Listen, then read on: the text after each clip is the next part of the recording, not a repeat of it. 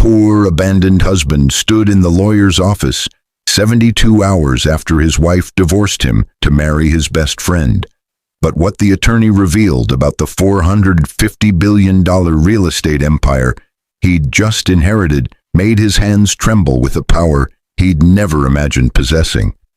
His wife had walked away from their 12-year marriage, believing she was leaving behind a struggling maintenance worker with nothing but lint in his pockets and broken dreams in his eyes. But she had no idea that the mysterious benefactor who'd been watching him since childhood had passed away the same week she signed those divorce papers. The real estate empire stretched across 47 countries with properties that housed presidents, billionaires, and royalty. But the inheritance came with documentation that revealed his best friend had been planning the betrayal for 3 years while secretly accumulating debts that would soon crush him. What he did in the next 30 days didn't just shock his ex-wife and his former best friend. It made her fall to her knees in the parking lot of the luxury penthouse she thought she'd secured forever. But by then, the revenge he'd orchestrated had already destroyed everything she thought she'd gained. Would the poor, abandoned husband show mercy to the woman who'd thrown away their marriage for money she'd never actually touch?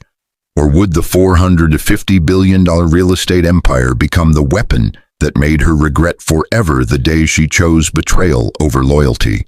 Daniel Matthews had always known poverty the way some people know languages, intimately, fluently, without need for translation. The 42-year-old maintenance worker lived in a one-bedroom apartment where the faucets dripped symphonies of failure, and the heating worked only on days warm enough not to need it. But for 12 years, his wife, Jennifer, had promised him that love mattered more than money.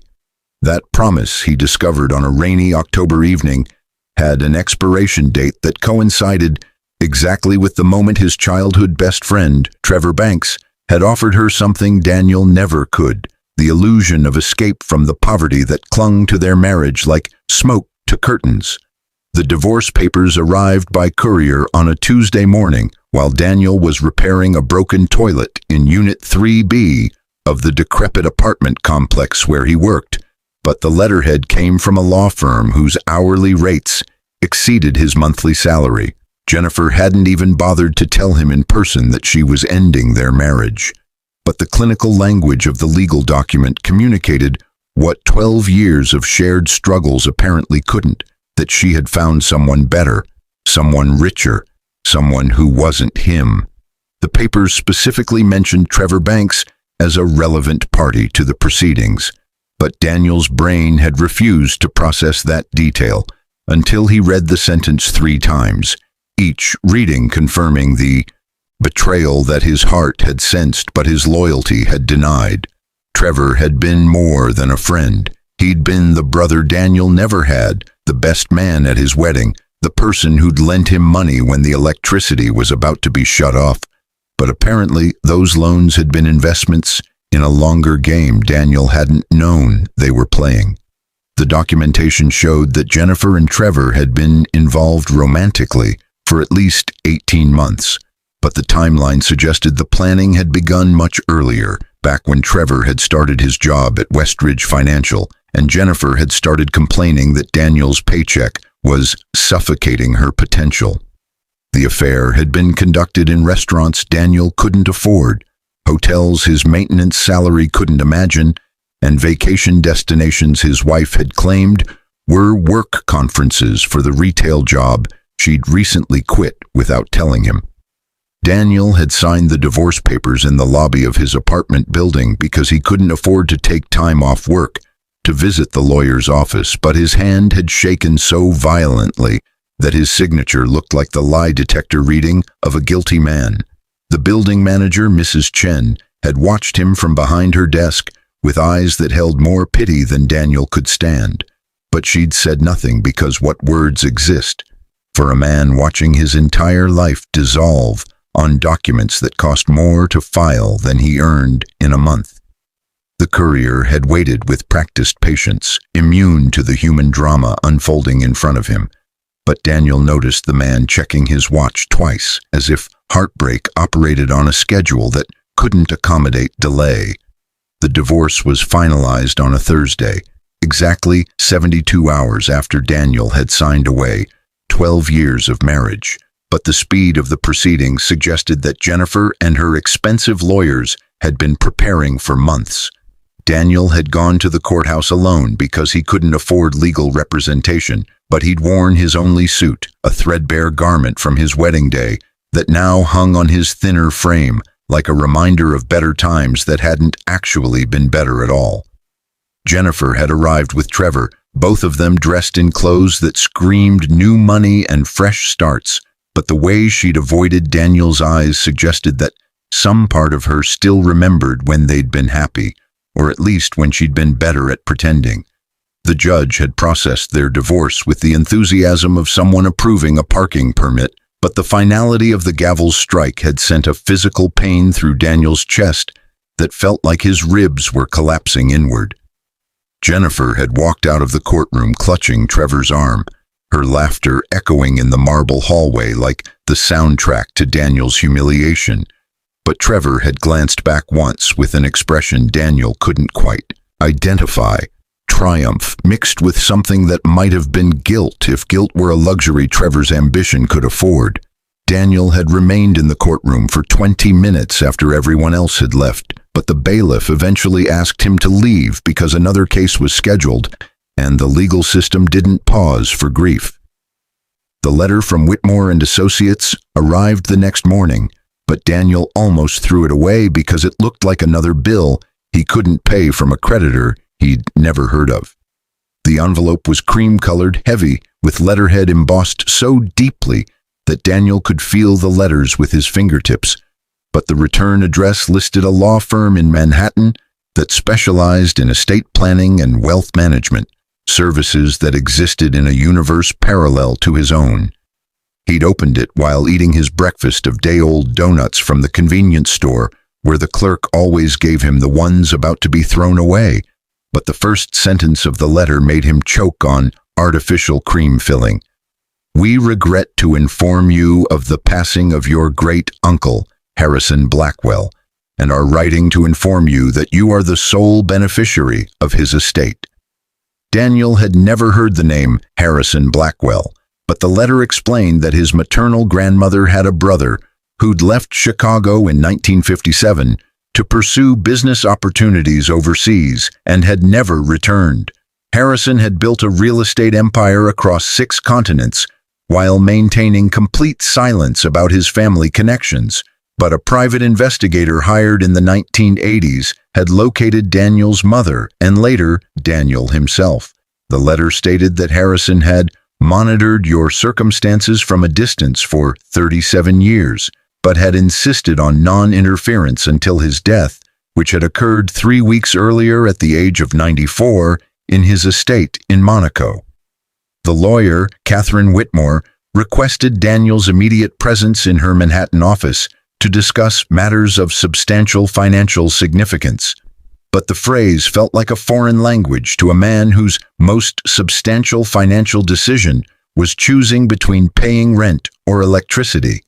Daniel had called the number listed in the letter from the payphone outside his apartment building because his cell service had been disconnected 2 weeks earlier, but the receptionist who answered spoke with an accent that suggested private schools and inherited privilege. She'd confirmed his appointment for the following Monday at 2 p.m., but when Daniel explained he'd need to take the bus because he couldn't afford train fare, there'd been a pause before she'd offered to send a car service. Daniel had declined out of pride, but after hanging up, he'd stood in the cold November air, wondering if pride was something only poor people insisted on maintaining, when accepting help would be more practical. The bus ride to Manhattan took 3 hours because Daniel couldn't afford the express route, but the time gave him space to process the impossibility of what the letter suggested. He'd grown up in foster care after his mother died when he was 8, but the social workers had never mentioned any family watching from a distance or great-uncles monitoring his circumstances. The idea that someone wealthy had known about his childhood in state facilities, his years bouncing between foster homes, his struggles to finish community college while working 3 jobs, and had done nothing, filled Daniel with an anger that competed with his curiosity about what this inheritance actually meant. Catherine Whitmore's office occupied the entire 47th floor of a building in Midtown Manhattan, where even the elevator smelled like money. But the receptionist who greeted Daniel looked at his worn work jacket with an expression that suggested he'd tracked poverty across her pristine marble floors. She'd directed him to a conference room where floor-to-ceiling windows offered views of a city Daniel had visited perhaps 5 times in his entire life. But the landscape of wealth visible from this height bore no resemblance to the New York he knew from bus station bathrooms and cheap pizza consumed on street corners. Catherine Whitmore entered 17 minutes later, her appearance suggesting she'd never experienced a problem that money couldn't solve. But her eyes held a professional warmth that seemed genuine despite the vast economic gulf between her life and his. "Mr. Matthews," she'd begun, setting down a leather portfolio that probably cost more than Daniel's monthly rent. "What I'm about to tell you will fundamentally alter every aspect of your existence. But I need you to understand that your great-uncle Harrison was very specific about how this information should be delivered." She'd opened the portfolio to reveal documents with letterhead from banks Daniel had only seen in movies, but the numbers listed next to his name looked less like financial statements and more like telephone numbers for countries with long-distance codes. The real estate empire Harrison Blackwell had built encompassed 4,147 properties across 47 countries. But these weren't modest investments or middle-class rental units. They were landmark buildings, luxury hotels, commercial complexes, and residential towers in the most expensive cities on Earth. Harrison owned 60% of a building in Dubai, where the cheapest apartment sold for $12 million, but he also owned entire blocks in London, Paris, Singapore, and Sydney, where property values had increased by 4,000% since his initial purchases in the 1960s and 1970s. The portfolio included the hotel where Daniel and Jennifer had spent their wedding night, a detail that Catherine mentioned specifically because Harrison had apparently known and had found it poetically significant. "The total estimated value of the estate," Catherine had said, her voice steady despite the magnitude of what she was revealing, "is approximately $450 billion, but that figure fluctuates based on daily property valuations across multiple markets." Daniel had stopped breathing at billion, but Catherine had continued as if she regularly informed maintenance workers that they were suddenly wealthier than most sovereign nations. The inheritance included not just the properties themselves, but the management companies that operated them, the development firms that built them, and the investment funds that financed them, creating a self-sustaining economic ecosystem that generated approximately $3.7 billion in annual revenue. Daniel's hands had started trembling when Catherine showed him the property list, but the shaking intensified when he saw addresses he recognized. The luxury apartment building downtown where Trevor and Jennifer had moved in together after the wedding, the office tower where Trevor worked, the exclusive shopping district where Jennifer had claimed she was just browsing on weekends. She'd later discovered she was meeting Trevor. Harrison Blackwell had owned significant real estate in Daniel's own neighborhood, but the maintenance worker who'd been scrubbing toilets and unclogging drains had been doing so in buildings that his own bloodline controlled. "Your great-uncle left extensive notes explaining his philosophy," Catherine had continued, sliding a leather-bound journal across the table. "But the summary is that he wanted you to understand poverty before you understood power."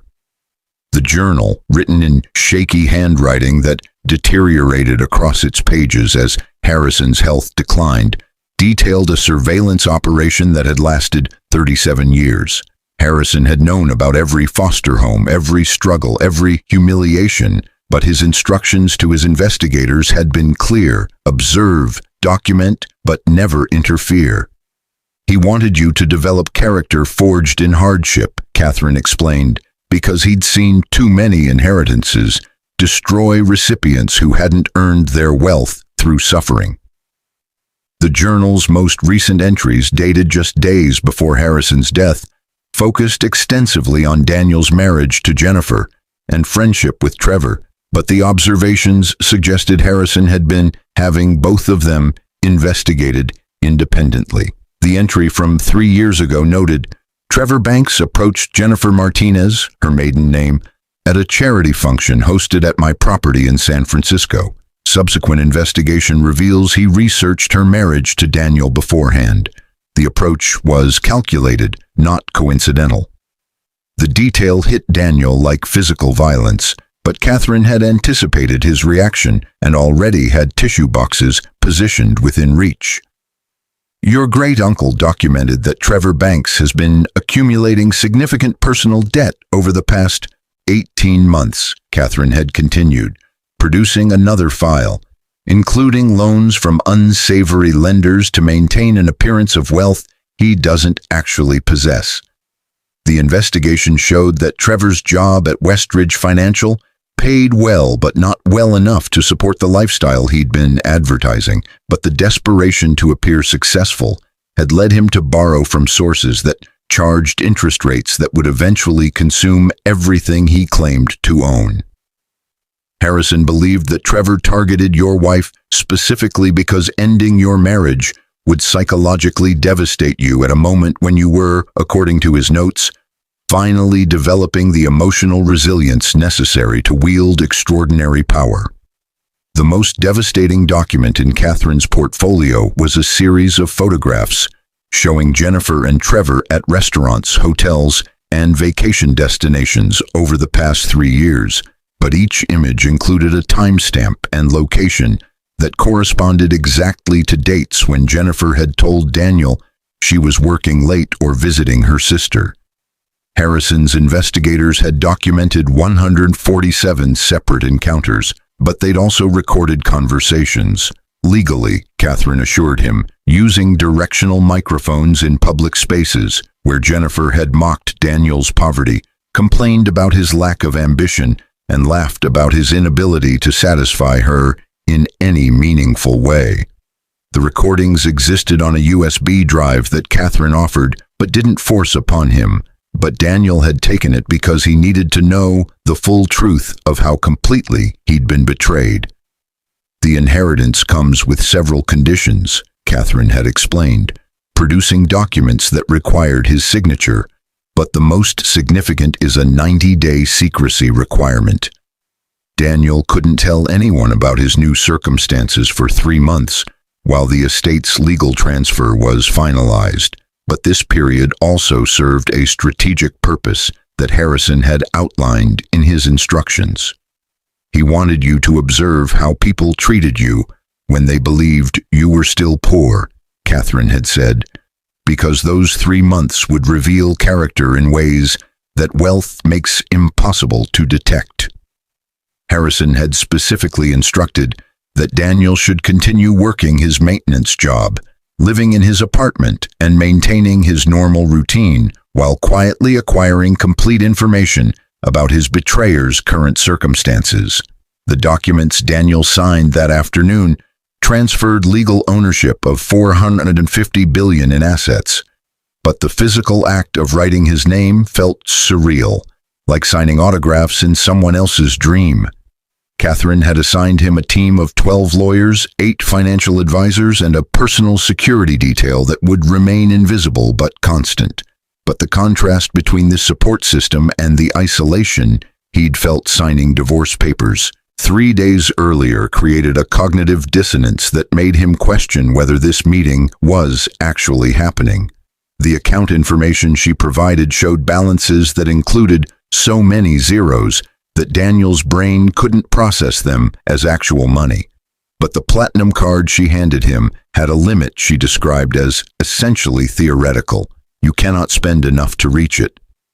Your great-uncle's final instruction, Catherine had said as their meeting concluded, was that you should remember that revenge is most effective when it's educational, But education is most effective when it permanently alters the student's understanding of their place in the world.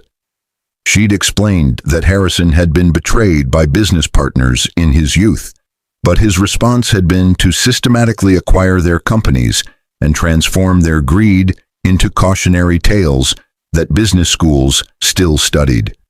He didn't just defeat them, Catherine had noted, he made them understand that their betrayal had elevated him to a level where their entire existence became a footnote in his success. Daniel had left Catherine's office as the sun was setting over Manhattan, but the city that had always seemed intimidating now looked different, not because the buildings had changed, but because he suddenly understood that he owned significant portions of the skyline. The doorman who'd sneered at his appearance when he'd arrived now held the door with professional courtesy, but Daniel wondered if the man had received a subtle signal from Catherine's office, or if Daniel's own bearing had somehow shifted in the hours since learning he controlled more wealth than most nations. The bus ride home felt different too, but not because the seats were any less uncomfortable. It was because every person around him existed in a reality where Daniel was still poor, but he alone knew that reality was now a performance he was choosing to continue. The 90 days of mandated secrecy transformed Daniel's life into an anthropological study of human behavior under false assumptions. But the observations he made during those 3 months would shape every decision he'd make about how to wield his new power. He'd returned to his maintenance job the morning after meeting with Catherine Whitmore, but the act of unclogging toilets and repairing broken fixtures now carried a surreal quality, like a king performing peasant tasks to remember where he'd come from, except Daniel had never been a king before and still wasn't entirely sure he wasn't experiencing an elaborate delusion. Jennifer had texted him on day 4 of his secret wealth, but the message's tone made clear she considered their chapter permanently closed. Trevor and I are hosting a housewarming party this Saturday at our new place. Obviously, you're not invited, but I'm notifying you as a courtesy since we have mutual friends who will be there. Please, don't try to contact me again. The address she'd listed was the luxury apartment building Daniel now knew he owned. But the irony of his ex-wife hosting a party to celebrate her new life in a building controlled by the man she'd abandoned created a dark humor that helped him cope with the emotional devastation that still ambushed him in quiet moments. Daniel had used the resources Catherine provided to have his investigative team compile detailed dossiers on both Jennifer and Trevor, but the information they uncovered revealed a situation even more complex than Harrison's initial surveillance had suggested. Trevor's debt situation had deteriorated significantly in the 2 months since Daniel's inheritance, but Trevor had been hiding this from Jennifer with elaborate deceptions that included fake bank statements and fabricated work bonuses. The apartment where they now lived required a monthly rent of $18,000. But Trevor had only paid the first month, and the building's management company, now ultimately answering to Daniel, had documented multiple bounced checks and excuses about temporary banking issues. Jennifer's employment situation was equally precarious but self-inflicted, the investigators revealed, because she'd quit her retail management job 2 weeks before the divorce became final, apparently believing Trevor's wealth would support them both. She'd been spending her days at luxury spas and designer stores charging purchases to credit cards that Trevor had opened in her name without her knowledge. But those cards were approaching their limits with payment due dates that would soon reveal the fiction of Trevor's financial stability. The investigators' report included a particularly devastating observation. Subject Jennifer appears genuinely unaware of her actual economic situation and continues to plan expensive renovations to the apartment and a destination wedding ceremony despite subject's Trevor's complete inability to fund either. Daniel had watched Jennifer and Trevor from a distance during those 90 days, but the observations weren't motivated by longing for what he'd lost. They were intelligence gathering for a response he was carefully architecting. He'd seen them at restaurants where they'd ordered expensive bottles of wine that Trevor studied the menu price for before approving, at charity events where they'd posed for photographs radiating success while Trevor's smile showed strain around the edges, and at the country club where their membership, Daniel's team discovered, was being paid for by a loan Trevor had taken from a criminal organization that specialized in predatory lending to desperate people trying to maintain appearances. The most revealing observation came on day 47, when Daniel saw Jennifer at a coffee shop near the luxury apartment building, sitting with three friends who were congratulating her on escaping poverty and, finally, living the life you deserve. Daniel had been standing in line behind them in his maintenance uniform, effectively invisible to people who didn't notice service workers, but Jennifer's voice had carried clearly, "I wasted 12 years on a man with no ambition and no future. Trevor showed me what life could be when you're with someone who actually wants success. Daniel couldn't even afford to take me to nice restaurants. Trevor took me to Paris for our honeymoon." The friends had all agreed she'd made the right choice, but none of them knew that Paris had been a weekend at a New Jersey hotel with Eiffel Tower decor, and that the honeymoon had been funded by a credit card that Trevor had no means to repay.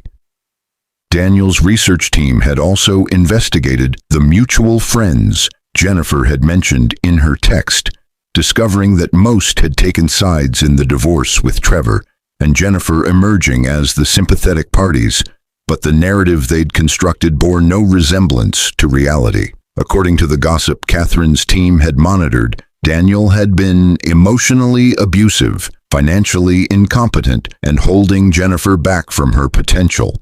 But these characterizations came directly from statements Trevor had been making at their workplace and social gatherings. Trevor had positioned himself as Jennifer's rescuer rather than her affair partner, but the fiction had been so skillfully constructed that even people who'd known Daniel for years had begun to believe it. The systematic nature of the character assassination suggested that Trevor had been planning his strategy for much longer than 3 years, but the investigators traced the origin point back even further, to their college days when Trevor had dropped out due to academic failures while Daniel had graduated with honors. The resentment had been gestating for 2 decades, but it had found its perfect expression in destroying Daniel's marriage, while simultaneously acquiring the wife as a trophy proving Trevor's superiority. Catherine had summarized it in a meeting during day 63. Trevor Banks didn't fall in love with your wife. He fell in love with the idea of taking something precious from you as revenge for being the person he'd failed to become. Daniel had spent portions of his 90-day observation period reading Harrison's journals more thoroughly, discovering a philosopher hidden within the ruthless businessman, but the wisdom contained in those pages suggested his great-uncle had spent his later years trying to articulate lessons learned through 7 decades of building and wielding power. One entry from 5 years earlier had been marked with a red tab, indicating Harrison intended it as particularly important. True power isn't measured in dollars or properties. It's measured in the distance between what people think they know and what reality actually contains. The person who controls that gap controls everything. Another journal entry, dated 3 years before Harrison's death, addressed Daniel directly, suggesting Harrison knew his health was declining and wanted to communicate across time. Daniel, if you're reading this, I'm gone, but my absence has given you what my presence never could. The ability to see betrayal coming and the resources to transform it into education. The people who hurt you when they believed you were powerless have given you the greatest gift, certainty about their character. What you do with that certainty will define whether you become a person of wisdom or simply another wealthy fool using money as a weapon. The security team Catherine had assigned to Daniel reported weekly on his activities, but their job wasn't to restrict his freedom. It was to ensure his physical safety while he still appeared poor and potentially vulnerable. Their reports, which Catherine shared with him during their monthly meetings, revealed details about his own life that Daniel hadn't consciously noticed. That Mrs. Chen, his building manager, had been giving him grocery gift cards disguised as tenant appreciation bonuses. That the convenience store clerk had been holding day-old donuts specifically for him rather than actually throwing them away, and that 3 of his maintenance co-workers had been secretly covering for him on days when his depression made working difficult. The observations revealed kindness from people who had nothing to gain, but they also made Daniel realize that poverty had taught him something wealth never could: how to identify genuine humanity in a world that often disguised cruelty as friendship. The contrast between these working-class allies and Trevor's wealthy social circle became increasingly stark as Daniel observed both worlds during his 90-day limbo. But the distinction wasn't simply about money, it was about the relationship between resources and character. Trevor's friends were deeply in debt, maintaining lifestyles they couldn't afford, but they'd rather court financial ruin than admit vulnerability.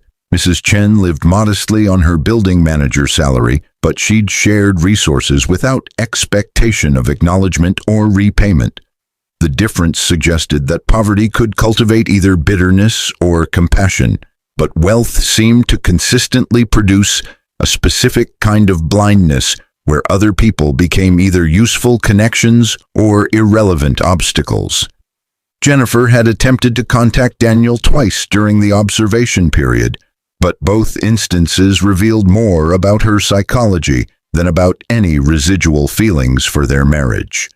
The first contact came on day 51, when she'd called from an unknown number asking if he still had the cast iron skillet from their wedding registry because she'd forgotten to take it and it matched the aesthetic of her new kitchen. Daniel had confirmed he still had it, but before he could offer to drop it off, she'd explained that Trevor would send someone to pick it up because she preferred not to interact directly, given their history. The casual cruelty of that conversation, treating a 12-year marriage as an inconvenient history preventing skillet retrieval, had crystallized something for Daniel about how completely Jennifer had rewritten their relationship in her mind to justify her choices. The second contact occurred on day 72, and the shift in tone suggested that reality was beginning to penetrate Jennifer's fantasy about her new life, but she was still far from understanding the full scope of her miscalculation. She'd sent an email, formal, emotionally distant, asking if Daniel could provide her with tax documents from their final married year, because Trevor's accountant needed them for some filing she didn't fully explain. The email's tone was bureaucratic rather than personal, but a sentence in the middle revealed stress creeping into her performance. "I hope you're doing well under the circumstances, and I want you to know that Trevor and I are very happy, despite some temporary financial complications that we're easily managing." The need to assert happiness to an ex-husband she claimed to have moved past suggested cracks in the foundation, but the defensive mention of temporary financial complications indicated she was beginning to glimpse truths Trevor had been hiding. Daniel had provided the tax documents through his new attorney rather than responding directly, but he'd instructed Catherine to include a brief personal note. "Jennifer, I hope you find whatever it is you're looking for. The documents are enclosed. Take care of yourself." The message was intentionally enigmatic, designed to spark curiosity without revealing knowledge, but Jennifer had responded within hours. "That's a strange thing to say. What do you mean, whatever I'm looking for? I've already found it." Daniel hadn't responded to that follow-up, but Catherine noted that Jennifer had sent 3 additional emails over the next 2 days, each more insistent that she was happy and Daniel needed to accept that and move on. The psychological projection in those messages, Jennifer telling Daniel to move on while she couldn't stop contacting him to affirm her choices, revealed a cognitive dissonance that would soon explode when reality could no longer be denied. Day 91 arrived on a Tuesday morning in late February when ice covered the streets and poverty felt like a physical weight pressing down on anyone without heated transportation. But Daniel had scheduled meetings that would transform that weight into a weapon. Catherine had prepared documents for the 90-day secrecy period's expiration, but the transition from hidden billionaire to public power wouldn't involve press conferences or social media announcements. It would be surgical, targeted, and designed for maximum educational impact on the specific people who'd earned it. The first action was scheduled for 9 a.m., when Westridge Financial's board of directors would convene for their quarterly meeting, but they'd discover that the building they'd leased for 17 years had been quietly purchased by Blackwell Properties International 3 days earlier. Trevor Banks would arrive at the office he'd occupied for 8 years to find his employee badge deactivated and a security team waiting with information that his employment was being terminated, effective immediately. But the termination wasn't coming from Westridge Financial. It was coming from the building's new owner, who'd inserted a clause into the purchase agreement requiring the removal of specific tenants engaged in financial impropriety. Daniel had structured the deal so that Trevor would be publicly escorted from the building in front of colleagues who'd believed his fabrications about wealth and success. But the humiliation was just the opening movement in a symphony of consequences. The second action occurred at 11 a.m. when Jennifer received a certified letter at the luxury apartment where she'd been living in carefully maintained delusion. But the letter came from building management explaining that the previous tenant, Trevor Banks, had failed to pay rent for 3 months and would be subject to immediate eviction proceedings. The letter explained that any personal property remaining in the unit after 5 p.m. would be disposed of according to state law, but a note at the bottom mentioned that the building's ownership had recently changed hands and the new owner had zero tolerance for tenants who misrepresent their financial capacity. Jennifer had called Trevor 17 times in the first hour after receiving that letter, but Trevor's phone had been confiscated by the security team escorting him from his office building, leaving her panicked to metastasize in isolation. The third action was more subtle, but strategically devastating. Daniel had Catherine's team contact every lender to whom Trevor owed money, offering to purchase the debt at a premium that made refusal financially irrational. But the acquisition consolidated Trevor's obligations to a single creditor who could now accelerate repayment demands or negotiate new terms. Trevor owed $847,000 to various sources, including the criminal lenders, who charged interest rates that would make loan sharks blush. But Daniel now held that entire obligation and could choose whether to destroy Trevor financially or offer mercy that would come with conditions designed to teach rather than simply punish. Daniel had planned to observe Jennifer and Trevor's reactions from a distance through his security team's surveillance, but Jennifer had shown up at his apartment building at 3 p.m. that Tuesday, her appearance suggesting she'd dressed hastily and her emotional state indicating she'd progressed from confusion to panic to rage in the hours since receiving the eviction notice. Mrs. Chen had called Daniel's new private cell phone, the one only Catherine and his security team had, to warn him that his ex-wife was making a scene in the lobby. But Daniel had instructed her to allow Jennifer access because this confrontation had been inevitable from the moment he'd inherited power and couldn't be indefinitely postponed. Jennifer had pounded on his apartment door with an aggression that suggested she'd abandoned the sophisticated persona she'd been performing for Trevor's social circle. But when Daniel opened the door, she'd immediately launched into accusations. "Did you do this? Did you somehow get Trevor fired? The building is evicting us and Trevor's phone is off, and his company won't tell me anything, and I know you must have done something, because this can't be coincidence." Her appearance shocked Daniel despite his preparation. Her expensive clothes couldn't disguise the fear in her eyes, but the automatic assumption that Daniel had somehow caused her problems revealed she'd never truly believed he was as powerless as she'd claimed when justifying the divorce. Daniel had stepped aside to let her enter the apartment she'd once shared with him, But the space looked different now because he'd been gradually removing his belongings in preparation for a move he hadn't yet told anyone about. Jennifer's eyes had scanned the familiar poverty, the second-hand furniture, the cracked linoleum, the water stains on the ceiling, but her expression showed disgust competing with desperation. "I need you to tell me what you did," she demanded, her voice shaking. "Trevor said you couldn't possibly have connections to get him fired, but I remembered how you always knew things, how you always seemed to understand situations better than people thought, and I started wondering if maybe I'd underestimated you." Daniel had let the silence extend for a full 30 seconds, watching Jennifer's discomfort grow, but when he finally spoke, his voice carried a calmness that 12 years of marriage had never contained. "Jennifer, do you remember the last thing you said to me at the courthouse when the divorce was finalized?" She'd looked confused, clearly not remembering, but Daniel had memorized every word. "You said, 'I hope you find someone who can be satisfied with nothing, because that's all you'll ever have to offer.' Do you remember saying that?" Jennifer's face had shown recognition, but she'd immediately deflected.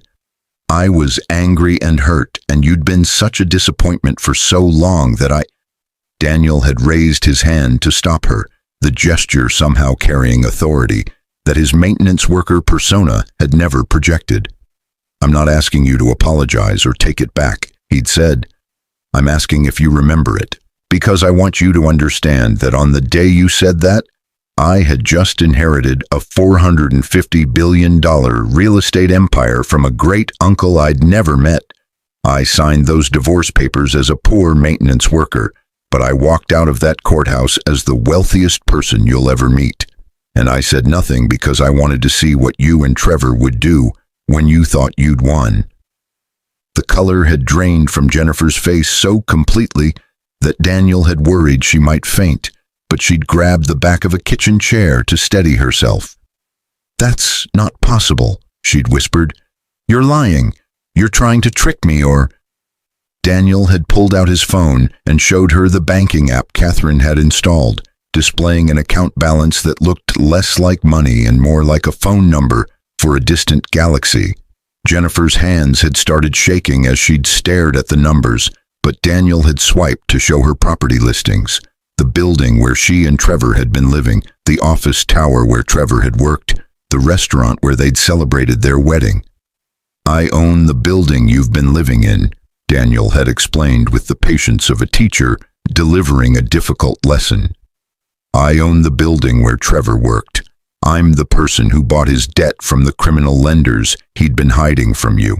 And Jennifer, I've spent the last 90 days watching you celebrate escaping poverty while Trevor constructed a house of cards that was always going to collapse. But my involvement has simply accelerated the timeline and ensured that the collapse would be educational rather than merely tragic." Jennifer had collapsed into the kitchen chair, her expensive handbag falling to the floor, but her voice had emerged as barely a whisper. "Why would you do this? Why would you let me go through with the divorce if you knew you were about to be wealthy? We could have had everything. We could have traveled, bought a house, lived the life I'd always dreamed about." The selfishness of that response, the complete absence of acknowledgement that she'd betrayed him with his best friend, had confirmed everything Daniel needed to know about whether mercy was appropriate in her case. "You just answered your own question," Daniel had responded. "You didn't love me, Jennifer. You loved what you imagined wealth could give you, and when you thought I'd never have wealth, you found someone who could provide the illusion of it. You didn't leave me because we weren't compatible or because we'd grown apart. You left me because you met someone at a party who researched our marriage beforehand, calculated that destroying it would devastate me, and seduced you as part of a revenge plot against me for the crime of succeeding where he'd failed in college 20 years ago." Jennifer's face had shown confusion, then denial, then a dawning horror as pieces clicked into place. "Trevor researched us. You mean he knew who I was before we met?" Daniel had nodded, then played her a recording from the USB drive Catherine had given him, Trevor's voice at a bar 3 years ago talking to a friend. Daniel Matthews married way above his league. His wife is gorgeous and stuck in poverty because he has zero ambition. I'm going to show her what life could be with someone who actually wants success. And watching him lose her will be the sweetest revenge for him, making me look bad in Professor Richardson's class sophomore year. The recording had continued with Trevor explaining his systematic plan to befriend Jennifer at events, complain about his own fictional marriage problems to create common ground, and gradually position himself as a preferable alternative. But the cold calculation in his voice had made Jennifer's face crumble as she realized she'd been a weapon in someone else's revenge fantasy rather than a woman who'd fallen authentically in love. The recording ended with Trevor laughing. The best part is, she'll think she chose me, but really I'm choosing to ruin his life, and she's just the tool I'm using to do it. Jennifer had started crying, deep, body-shaking sobs that suggested her entire self-conception was collapsing, but Daniel had felt a strange absence of satisfaction in her pain. The revenge he'd anticipated would feel triumphant instead felt hollow, but Harrison's journal had predicted this. When you finally defeat the people who hurt you, the victory will feel empty because you'll realize they were always smaller than the monuments you'd built to them in your imagination. True power comes from what you do with that emptiness, whether you fill it with further cruelty or with the wisdom to move forward. Trevor never loved me, Jennifer had said through her tears, the realization clearly devastating her, beyond the loss of wealth or status. I destroyed our marriage for a man who was using me to hurt you. I convinced myself you were the problem, that I deserved better, that I was making a brave choice to pursue happiness. But I was just... She couldn't finish the sentence, but Daniel completed it. You were just being human, Jennifer. You were seduced by attention and the promise of an easier life, and you made choices that felt justified in the moment, but looked different in retrospect. Trevor manipulated you, but you chose to be available for manipulation. Both things can be true. The conversation with Jennifer had extended past midnight, transitioning from confrontation to something resembling archaeology, excavating the ruins of their marriage to understand what had actually existed versus what they'd both imagined. But the honesty that emerged was only possible because wealth had removed the power dynamics that had defined their relationship. Jennifer had confessed things she'd never admitted during their marriage, that she'd resented Daniel's contentment with poverty because it suggested he didn't love her enough to want more, that she'd felt invisible at social gatherings when friends discussed vacations and renovations they couldn't afford, that she'd convinced herself Daniel was holding her back because accepting that their poverty was structural rather than personal required confronting systemic injustices she'd preferred to ignore. Daniel had shared his own truths, that he'd sometimes felt relief when she worked late because her disappointment in him had become a constant atmospheric pressure, that he'd known she was drifting away, but had convinced himself that loyalty alone could sustain a marriage, that he'd sometimes fantasized about her leaving, just so the anticipation of abandonment could end, and he could begin processing the loss he'd been mourning in advance for years. The admissions had been painful but clarifying, removing the protective fictions they'd both maintained about their marriage's final years, but the honesty also revealed that their problems had existed long before Trevor had weaponized them. "What are you going to do to us?" Jennifer had finally asked as the conversation exhausted itself into silence. "Are you going to destroy Trevor? Are you going to make me... I don't know what you can even do to me beyond what you've already done. I've lost the apartment, lost the life I thought I was building, lost my relationship because now I know it was fake, and I've lost the ability to tell myself that I made a brave choice instead of a selfish, stupid one." Daniel had considered his response carefully, aware that what he said next would determine whether this experience became educational or merely punitive. "Trevor is already destroyed," he'd explained. His career is finished because word spreads quickly about people who misrepresent their finances and get escorted from buildings by security. His debt is now held by a creditor who won't accept excuses or extensions. His social circle will evaporate when they realize his wealth was performance. But I'm going to offer him a choice. He can declare bankruptcy, lose everything, and start over with the permanent stain of financial failure. Or he can accept a job working in the maintenance department of one of my properties at minimum wage and slowly pay back what he owes while learning what poverty actually feels like. Jennifer had looked horrified. "That's cruel," she'd whispered, "making him work maintenance when he has an MBA and years of financial experience. That's designed to humiliate him." Daniel had nodded slowly. "Yes, it is designed to humiliate him, but it's also designed to educate him. Trevor has spent his entire adult life believing that poverty is a moral failure that happens to people too lazy or stupid to succeed. He's about to learn that poverty is a structural condition that has nothing to do with worth or work ethic, and that the people he's dismissed as beneath him are surviving challenges he never imagined. That's the education. The humiliation is just the tuition he's paying for it." "And what about me?" Jennifer had asked, her voice small. "What's my education?" Daniel had pulled out a folder Catherine had prepared, sliding it across the table between them.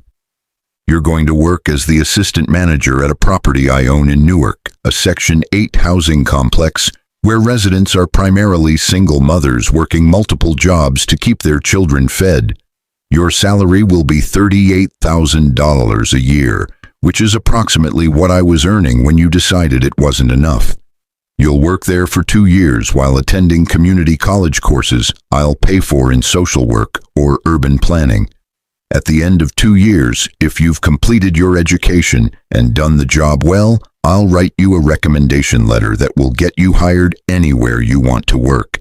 And I'll provide you with $200,000 to start your life over. If you refuse this offer, you'll receive nothing, and you'll navigate the job market as a retail manager with a 3-month employment gap and no references."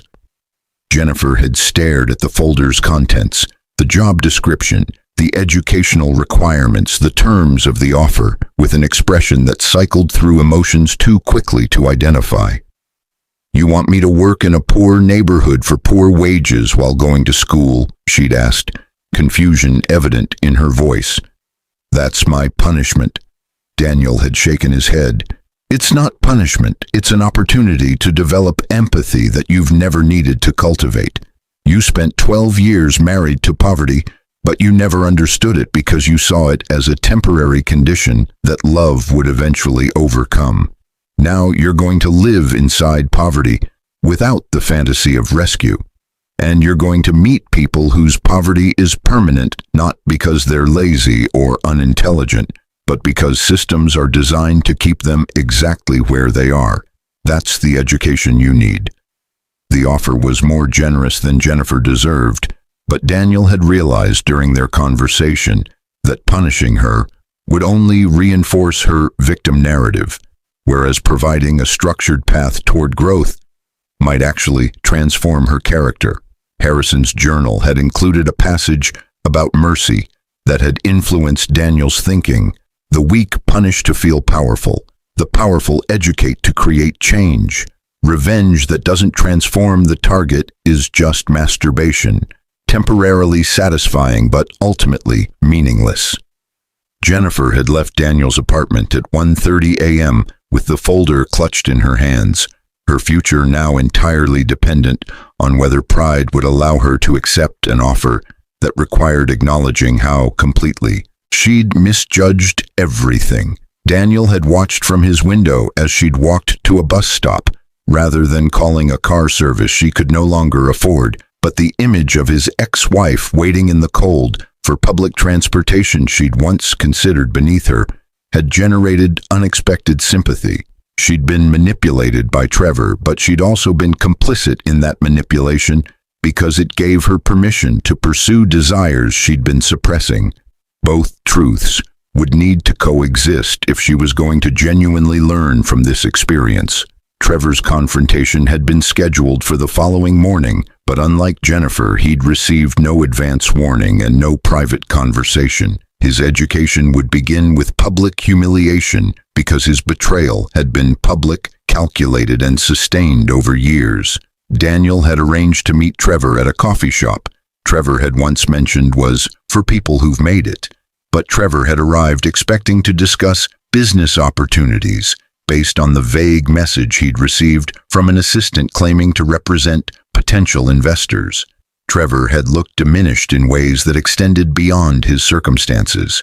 His expensive suit couldn't disguise the fear in his eyes, but his posture still carried arrogance competing with desperation. He'd spotted Daniel sitting in a corner booth, and his expression had cycled through confusion, recognition, and then rage as he'd processed that his old friend was somehow involved in his current catastrophe.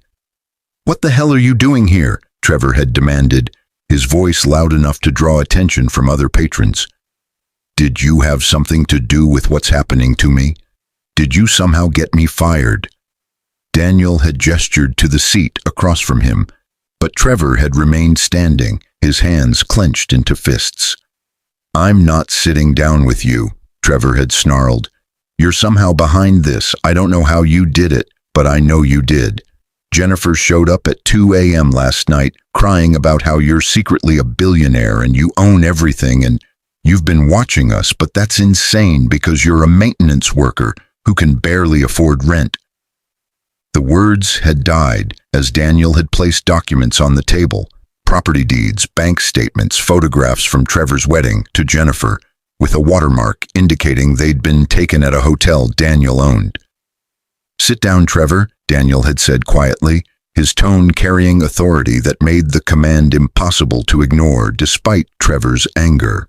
Trevor had sat, his face pale, as Daniel had methodically explained the inheritance, the surveillance, the documentation of the 3-year seduction plan, and the current situation where Trevor's entire financial existence was now controlled by the man he'd tried to destroy.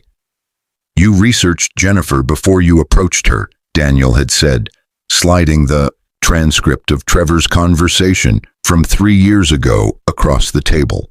"You identified her as a vulnerability in my life, and you exploited that vulnerability as revenge for a perceived slight from college 20 years ago when I succeeded academically while you failed."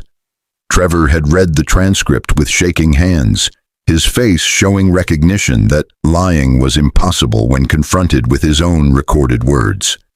"I was drunk when I said that," he'd offered weakly.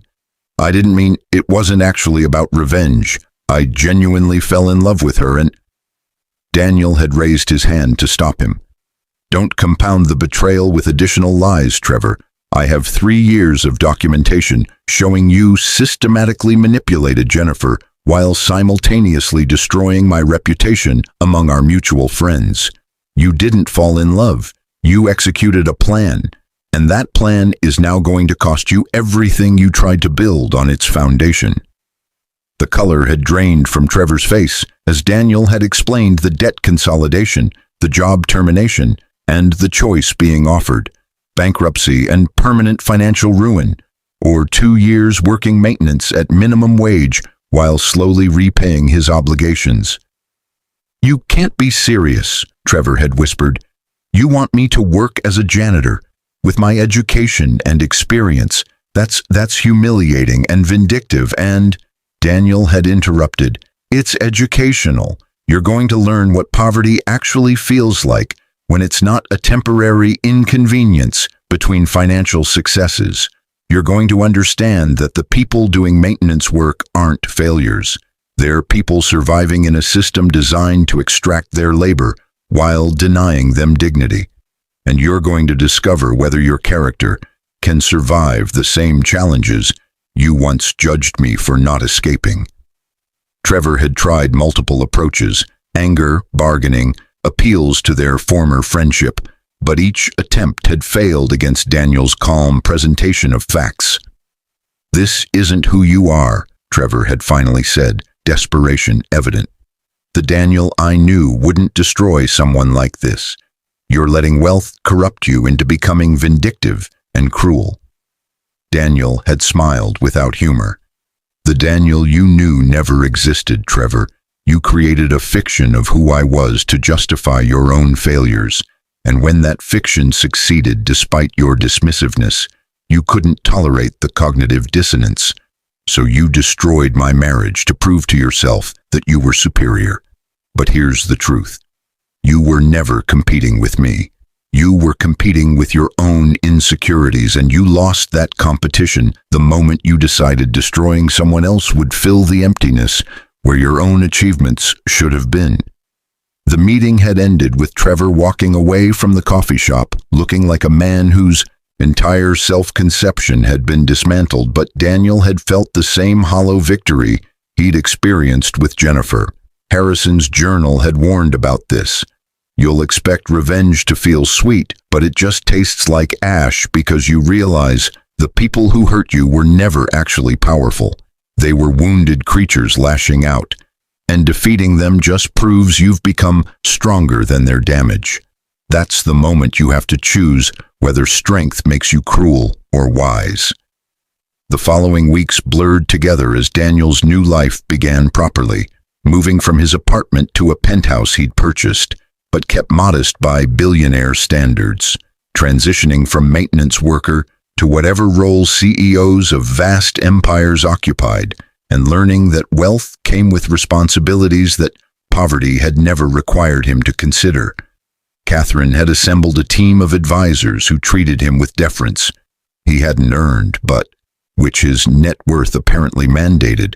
But Daniel had insisted on certain conditions that his advisors found eccentric. He wanted to personally interview every building manager in his properties. He wanted to establish scholarships for people aging out of foster care. And he wanted to create a foundation funding financial literacy education in poor neighborhoods. Jennifer had accepted the Newark position after 3 days of consideration, but her first day had generated a phone call where she'd cried describing the difference between her expectations and reality. "These people are working so hard," she'd said, her voice shaking. "There's a woman on the 3rd floor who works 3 jobs and still can't afford her daughter's medication. Another resident just got evicted from her previous place because the landlord raised rent by 40% with 30 days' notice. And I realized this was almost me. If you hadn't made this offer, this would have been my life, and I would have deserved it for every time I complained about our apartment or said I was suffering when I had no idea what actual suffering looked like." The education was working, but Daniel had realized it was also transforming him. Showing him poverty from a position of power revealed structural cruelties he'd accepted as natural when he'd been surviving them himself. The building in Newark where Jennifer worked had maintenance issues the previous ownership had ignored for years, but Daniel had allocated $3 million for renovations that would make the apartments actually livable rather than merely legal. The residents had been suspicious of the improvements initially, expecting gentrification and displacement, but Daniel had guaranteed 20-year leases at current rates, with annual increases tied to inflation rather than market rates. The gratitude those residents showed had felt more valuable than any amount of money could purchase, but it had also filled him with rage that this basic decency was considered exceptional rather than standard. Trevor had started his maintenance position at a commercial building in downtown Chicago, but the reports Daniel received suggested the education was more complicated than intended. Trevor's supervisor had noted that he worked diligently but avoided interacting with other staff, maintaining distance that suggested he still considered the work beneath him despite his circumstances.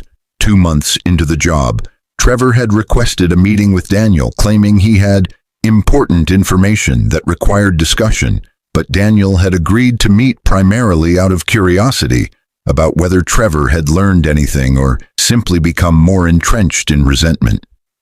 They'd met at the same coffee shop where Daniel had delivered Trevor's initial consequences, but Trevor's appearance had changed significantly.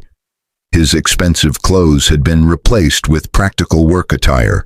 His grooming suggested limited time and resources, and his bearing showed a humility that might have been genuine or might have been performance. "I wanted to apologize," Trevor had begun, his voice careful.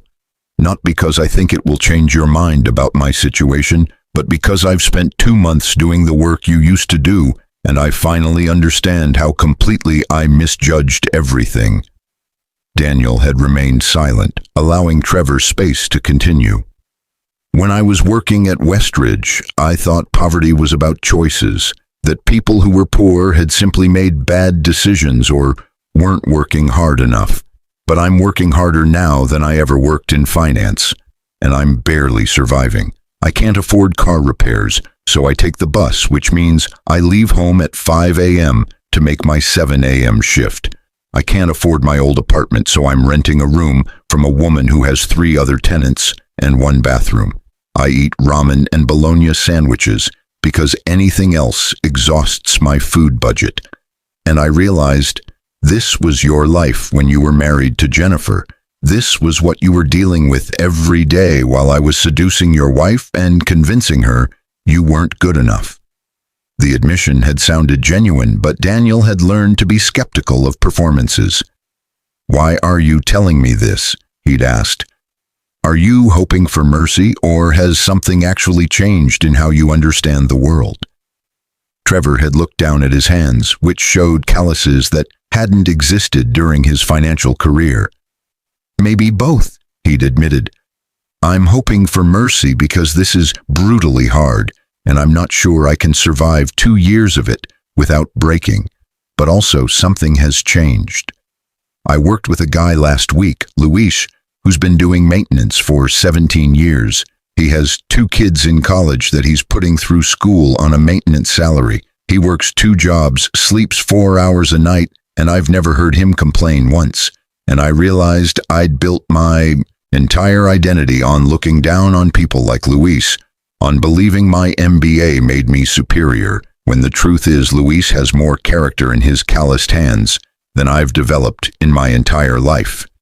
Daniel had ordered them both coffee while considering his response, but the truth was he'd already decided weeks earlier that mercy would be more transformative than sustained punishment. "I'm going to make you an offer," he'd said finally. "You can continue the maintenance work for 6 more months, or you can accept a different position I'm creating, Director of Financial Education for a foundation I'm establishing. The salary will be $75,000 a year, which is enough to live modestly but not lavishly. Your job will be developing programs teaching financial literacy to people in working-class neighborhoods, and you'll be required to work directly with the communities you serve rather than directing from a distance. Your debt will be forgiven, but if you accept this position, you'll be prohibited from working in traditional finance for 10 years. You'll spend the next decade teaching people how to avoid the predatory systems you once profited from." Trevor's face had shown shock, then something that might have been hope. But Daniel had raised a hand to prevent premature gratitude. "This offer comes with a condition. You have to publicly acknowledge what you did to Jennifer and me, not in a press conference or social media post, but in a video that will be shown to every person who participates in the financial literacy programs. You'll explain how you manipulated Jennifer as revenge against me, how you accumulated debt to maintain appearances, and how your own financial irresponsibility nearly destroyed you. You'll become a cautionary tale, and every time someone in one of our programs makes better financial decisions because they learned from your mistakes, you'll have to live with knowing your redemption is built on the foundation of your failures being used as negative examples." The condition had been designed to ensure Trevor's education continued even after formal consequences ended, but the look on Trevor's face suggested the ongoing humiliation of that arrangement might be harder than the maintenance work. "I'll do it," he'd said after a long pause. "Not because it's comfortable, but because it's what I deserve. And because maybe if my mistakes help other people avoid similar ones, then something good can come from how badly I've screwed up." The acceptance had sounded genuine, but Daniel knew only time would reveal whether Trevor's transformation was real or just another performance by a man skilled at telling people what they wanted to hear. 2 years after inheriting Harrison Blackwell's empire, Daniel sat in the office of his Manhattan headquarters, reviewing reports on the various programs he'd established. But the numbers documenting lives changed felt more significant than the financial statements documenting wealth accumulated. The Newark housing complex where Jennifer worked had become a model for affordable housing that maintained dignity rather than just meeting minimum legal standards. But the waiting list for apartments had grown to over 2,000 families because nowhere else offered security combined with respect. Jennifer herself had completed her associate's degree in social work and was now pursuing her bachelor's while managing a staff of 15 at the complex. But her transformation had extended beyond professional development to fundamental character change that she'd documented in a journal Daniel had asked her to keep. An entry from month 18 had captured the shift. I spent 12 years married to Daniel believing I understood poverty, but I was just a tourist visiting it temporarily while always believing escape was possible. Now I work with women who will never escape, not because they're not trying, but because the systems are designed to keep them exactly where they are. And I realized Daniel wasn't failing me during our marriage. He was surviving a structural assault. I refused to acknowledge because admitting it meant confronting that I'd been complicit in systems that benefited me while crushing others. I left him because I thought he was the problem, but he was actually the person showing me what dignity looks like when everything else has been stripped away. Trevor's financial literacy programs had reached over 50,000 people in the first 2 years, but the video of his confession had generated unexpected controversy. Some viewers saw it as genuine accountability, while others viewed it as a billionaire's pet project humiliating a former rival. Trevor himself had told Daniel during one of their quarterly check-ins that the ongoing confrontation with his mistakes was more painful than I'd imagined, but more necessary than I'd understood. The programs had documented significant improvements in participants' financial stability, but Trevor had also started receiving letters from people thanking him for his honesty, sharing their own stories of debt, manipulation, and the desperate performances people enacted to hide poverty from friends and family. The letters had been compiled into a book Trevor was writing called The Price of Pretending, but the royalties were being donated to the foundation rather than enriching the author. Daniel's relationship with both Jennifer and Trevor had settled into something neither friendship nor forgiveness, but rather a complicated coexistence marked by mutual recognition of shared history and divergent futures. Jennifer had started dating one of the community organizers working in Newark, a man named David whose salary was modest but whose character was solid, and she'd asked Daniel's permission before moving forward with the relationship, an unnecessary request that revealed she still processed him as someone whose approval mattered. Daniel had blessed the relationship while reminding her that his opinion was irrelevant to her choices, but privately he'd felt relief that she'd found someone whose values aligned with who she'd become rather than who she'd been. The $450 billion empire Harrison had built continued generating wealth Daniel couldn't meaningfully spend, but the resources had enabled projects that poverty would have kept perpetually theoretical. He'd purchased 14 buildings in his old neighborhood and converted them into affordable housing with social services integrated into the structures: childcare, job training, mental health services, and legal aid, all available without residents needing to navigate complex bureaucracies. Mrs. Chen, his former building manager, now oversaw the entire network of properties with a staff of 47, but she'd initially resisted the promotion because she didn't have the education for management. Daniel had reminded her that she'd been managing a building and its residents for 12 years while treating people with dignity, regardless of their ability to pay rent on time. And that education was just paper certifying skills she'd already demonstrated daily. Harrison's journals had become Daniel's constant companion, but reading them with 2 years of wealth experience revealed layers he'd missed initially. The most profound entry, written 6 months before Harrison's death, had been marked with 3 red tabs. Daniel, if you're reading this, you've now experienced both sides of the economic divide, and you understand what most wealthy people never learn, that poverty and wealth are primarily about power rather than money.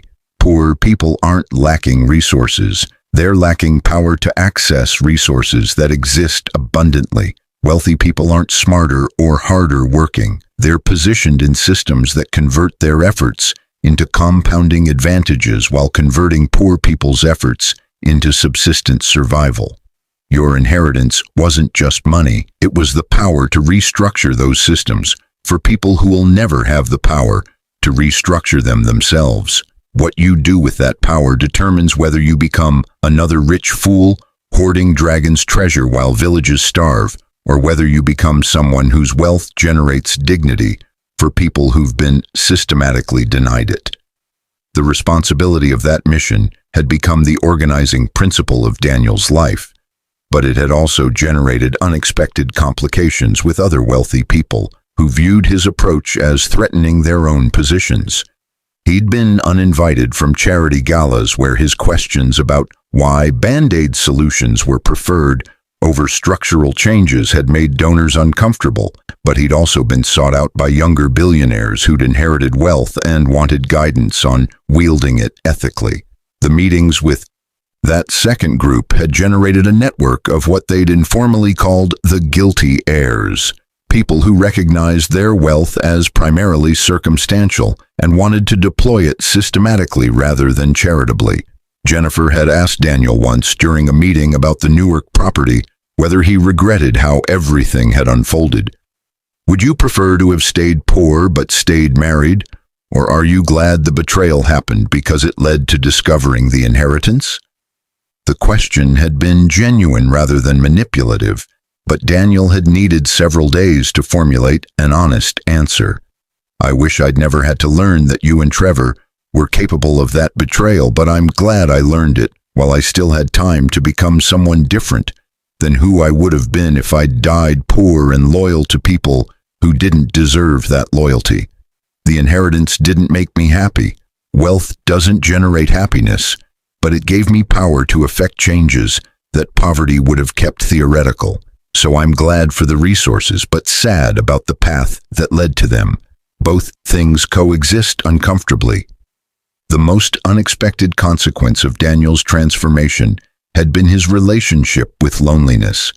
Wealth had generated attention from people who wanted access to resources, but genuine connection had become more difficult because he could never be certain whether people valued him or his money. He'd dated occasionally, but always felt the specter of his net worth hovering over interactions, making authentic intimacy nearly impossible. Catherine had told him this was common among the extremely wealthy, but she'd also noted that people who'd experienced both poverty and wealth often found connection with others who'd traveled similar paths, people who understood that money changed circumstances, but not the underlying human need for relationships, where vulnerability was possible without risk of exploitation. That observation had led Daniel to seek out others who'd gone from poverty to wealth rather than inheriting it generationally. But the conversations with that group revealed a consistent pattern. Most had found themselves isolated in ways their poverty-era selves hadn't been, because wealth created distance that was hard to bridge. A tech entrepreneur who'd grown up in Section 8 housing had told Daniel, "When I was poor, I had 12 close friends because we were surviving together. Now I have thousands of contacts, but maybe 2 people I'd call if I was genuinely struggling, because wealth makes people treat you differently, even when you're trying to stay the same person." Daniel had asked Jennifer, during one of their quarterly reviews of her progress, whether she ever missed him.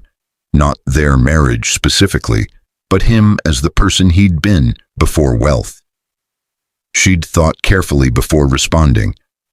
"I miss the simplicity of when I believed poverty was our only problem, and love could solve it. I don't miss who I was then.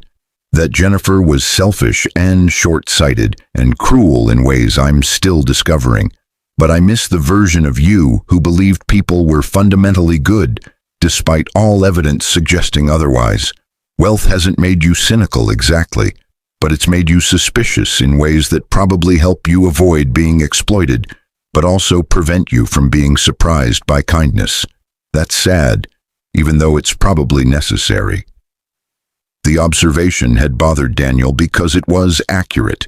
He'd developed sophisticated systems for evaluating whether people approaching him had genuine interest or financial motives, but those systems prevented the kind of spontaneous trust that poverty had paradoxically enabled. When everyone knew you had nothing, their interest had to be personal rather than transactional. When everyone knew you had everything, every interaction carried the shadow of calculation.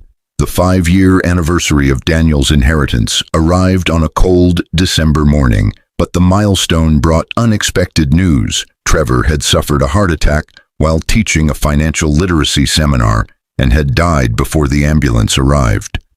The shock of that loss had hit Daniel harder than he'd anticipated, not because he and Trevor had rebuilt their friendship, but because death had terminated the educational arc before its completion.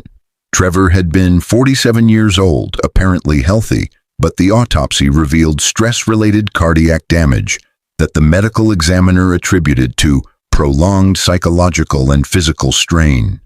The funeral had been small. Trevor's social circle from his Westridge financial days had evaporated after his fall, but the attendees included dozens of people from the financial literacy programs who'd traveled significant distances to honor a teacher who'd been honest about his failures.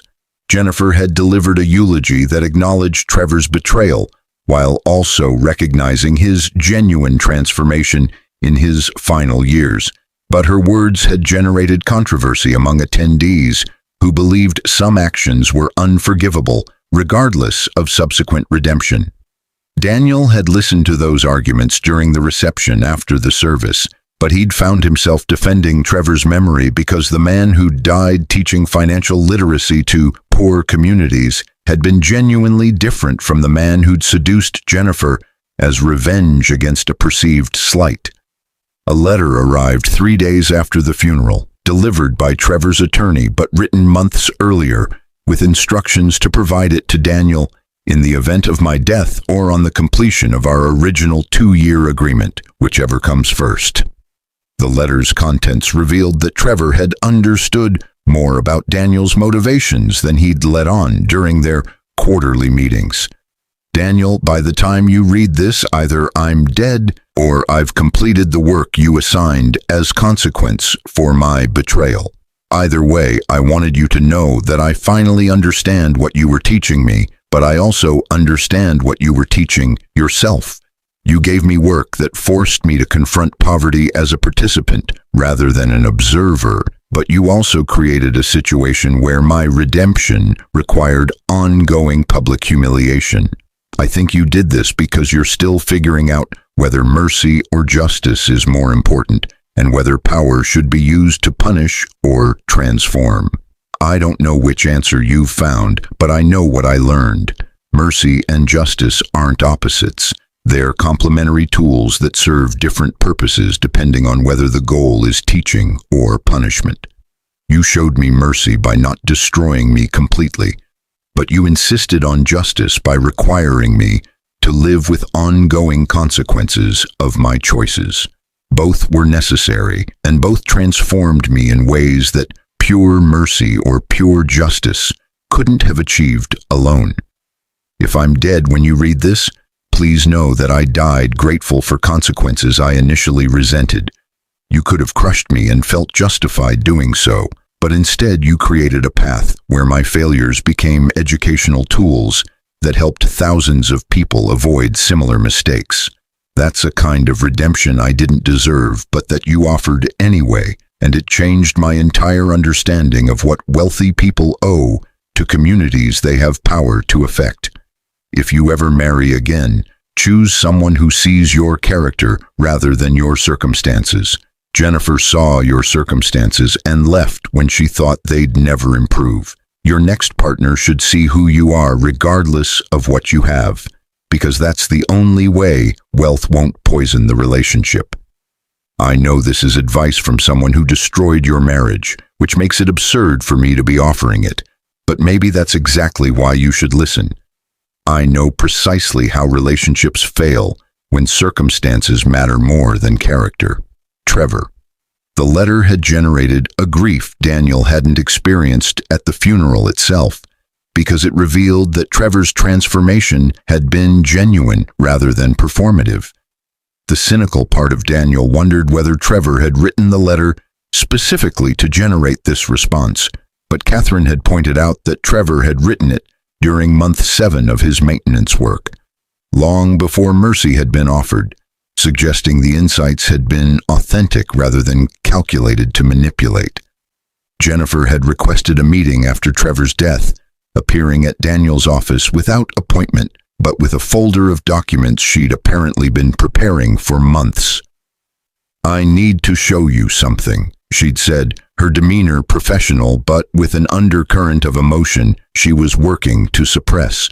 The folder contained a proposal for expanding the Newark housing model to 12 additional cities, complete with cost analyses, staffing projections, and letters of support from community organizations, but the cover page included a dedication. "In memory of Trevor Banks, who taught me that transformation is possible, but also that some damage can't be undone, and to Daniel Matthews, who showed me that power is most meaningful when it's used to redistribute dignity." The proposal was sophisticated, professionally prepared, and financially sound, but Daniel had focused on Jennifer's face while reading it. She'd been crying while putting this together, he realized, processing Trevor's death through productive action rather than passive grief. "This is excellent work," he'd said finally, "but why bring it to me now? Why not wait until you'd finished grieving?" Jennifer had smiled without humor. "Because grief is work I do by continuing the education Trevor and I both received. He died teaching financial literacy, and I'm living by teaching myself and others that poverty isn't a personal failing. Stopping that work to grieve would dishonor what he became, even if it can't erase what he did." Daniel had approved the expansion project immediately, but he'd also made Jennifer a partner in the decision-making, rather than just an employee implementing his vision. She'd become one of the people whose opinion he trusted, to see past the seductive simplicity of charity toward the complicated difficulty of structural change, and that trust felt like a kind of family he'd constructed to replace the biological family he'd never had, and the marital family that had betrayed and then transformed itself. The 5 years since inheriting Harrison's empire had generated changes Daniel couldn't have imagined during his maintenance worker days, but the most significant transformation hadn't been his circumstances. It had been his understanding of what circumstances meant. Poverty hadn't been a character test he'd passed through moral superiority. It had been a structural condition he'd survived through a combination of luck, endurance, and ultimately an inheritance that most people trapped in poverty would never receive.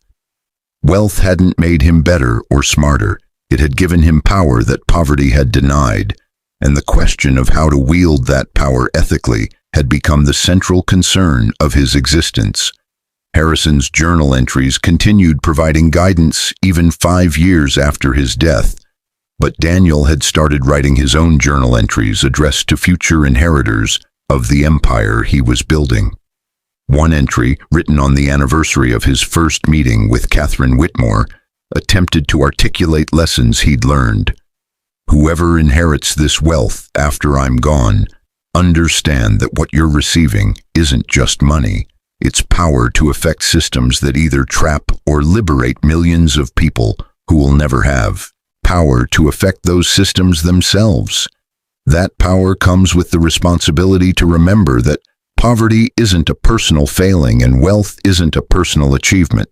They're primarily structural positions that people occupy based on circumstances mostly beyond their control.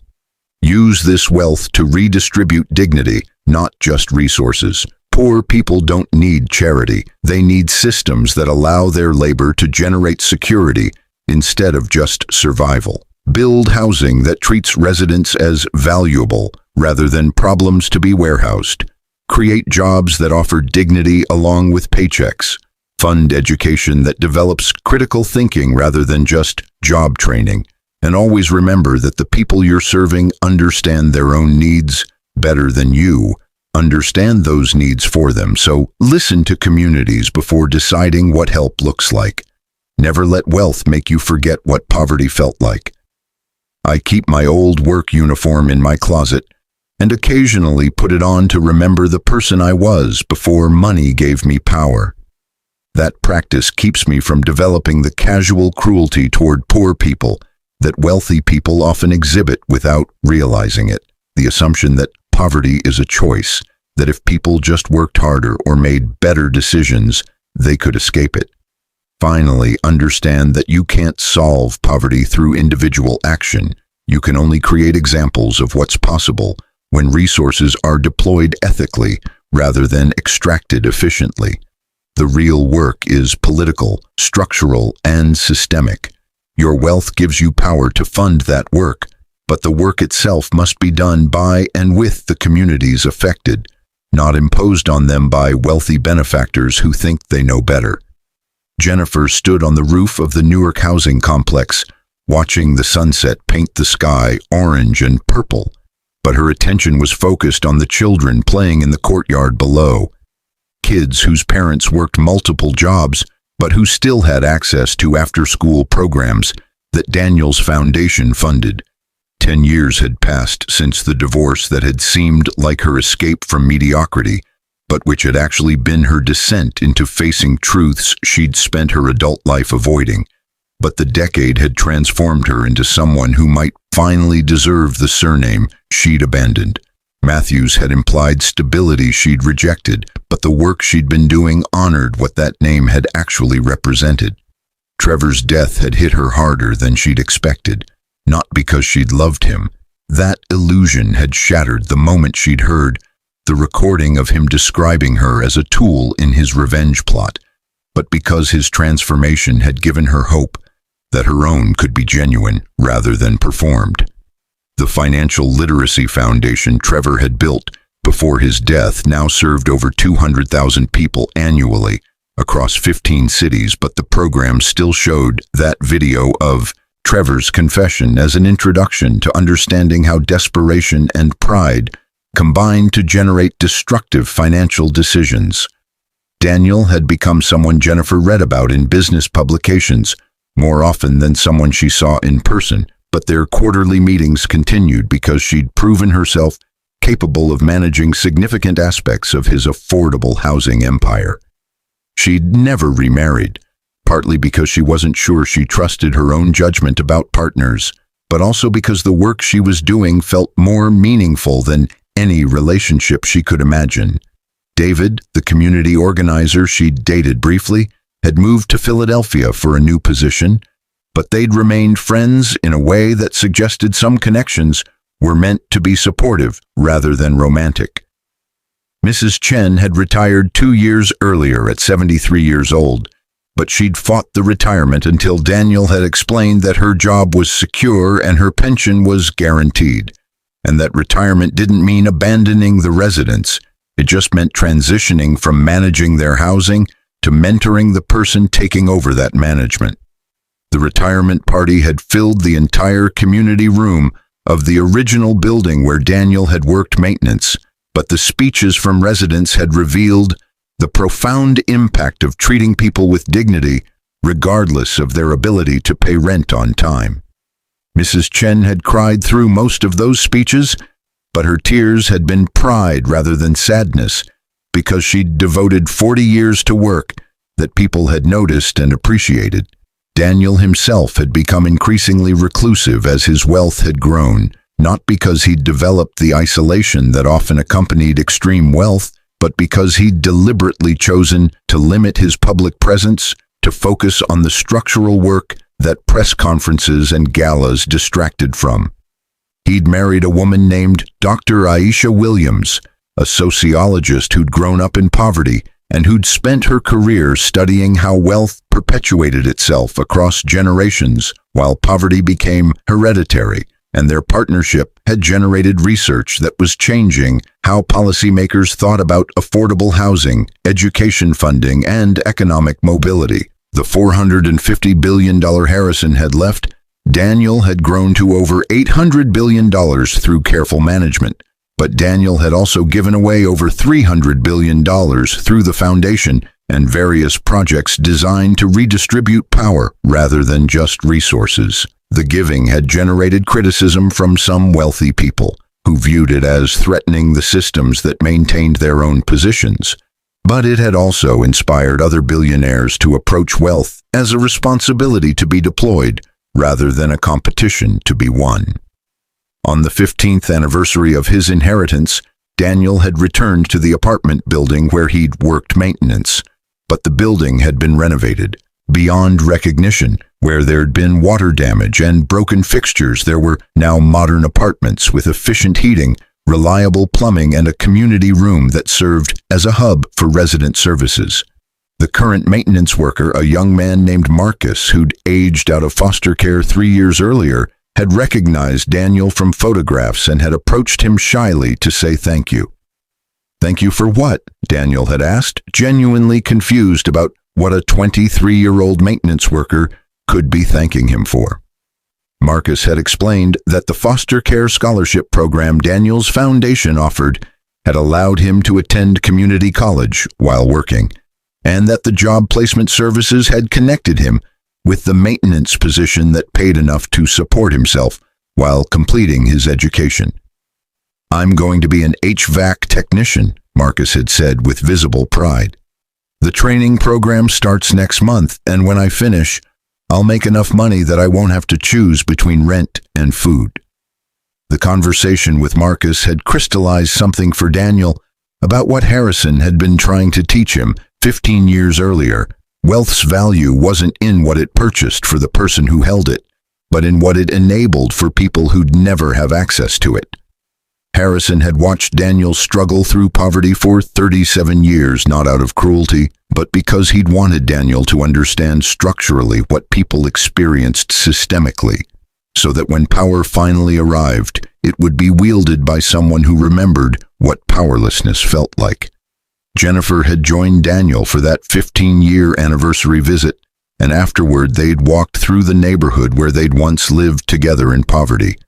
The walk had been quiet initially, but Jennifer had eventually broken the silence. "Do you ever wonder what would have happened if I hadn't divorced you, if I'd stayed and we'd inherited all of this together?"